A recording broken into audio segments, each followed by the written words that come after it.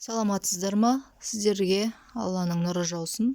Үй кезегін көру үшін egov.kz сайтын ашып, өзіңіздің страницаңызға кіресіз, жеке кабинетіңізге.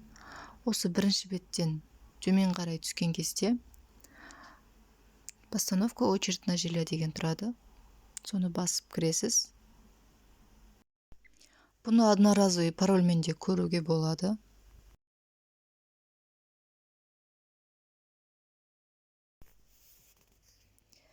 Иініңізді жазғаннан кейін далее батырмасын басамыз. Сол кезде автоматты түрде сізге очередіңізді көрсетіп тұрады.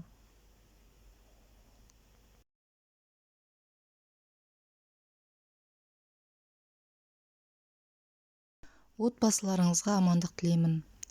Осы видеоны WhatsApp топтарда бөлісіңіздер.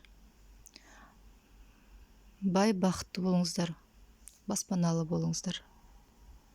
Менің басқа да видеоларымды көріп отырыңыздар. Балаға метрге алу, еговқа номер тіркеу, АСП тапсыру, ЭЦП ашу сияқты еговтың біраз жұмыстарын тегін шығарып қойғанмын. Көріңіздер, тамашалаңыздар.